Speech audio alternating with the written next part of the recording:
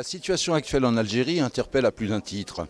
Tout le monde au niveau international s'attendait à ce que en Algérie, à l'instar de ce qui s'était passé en Tunisie, et à l'instar d'ailleurs des premières émeutes qui avaient éclaté et qui avaient embrasé les plus grandes villes algériennes début janvier 2011, à ce que le mouvement s'étende et qu'enfin la population algérienne s'unisse pour mettre un terme à ce régime inique qui s'est accaparé le pouvoir depuis un certain nombre d'années. Or, il n'en a rien été et effectivement, il y a de quoi s'interroger.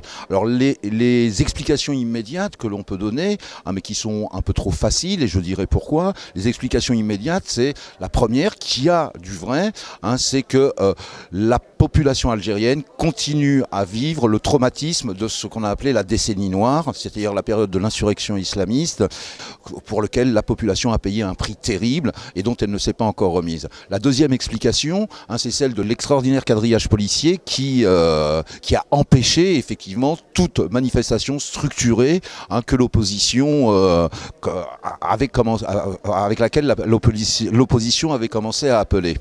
Mais ces explications qui sont immédiates ne sont pas suffisantes en soi. Car effectivement, si on regarde bien la situation algérienne, on se rend compte que la contestation est quasi permanente. Il ne se passe pas une seule semaine sans que des populations, pour des raisons essentiellement sociales, contestent, manifestent, sont réprimées et donc se révoltent. Il n'est pas une semaine sans que les journaux fassent état que dans telle localité ou dans telle entreprise, un mouvement de grève soit déclenché, etc.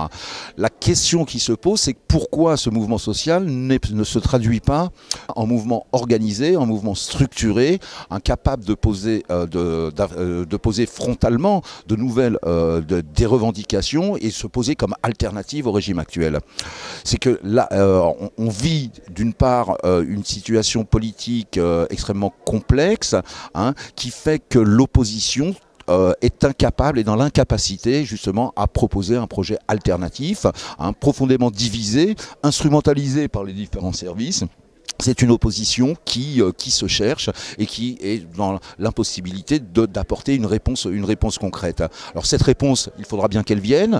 De la même manière que la nature a horreur du vide, les sociétés ont horreur du vide. Et il y a aujourd'hui dans la société civile de nouvelles formes d'organisation qui apparaissent, notamment à travers les syndicats autonomes, qui sont le prémisse d'une organisation nouvelle, non caporalisée par des partis d'opposition qui ont vieilli trop vite et qui se sont beaucoup décribilisés et qui devraient apporter une réponse que cherche enfin la société algérienne.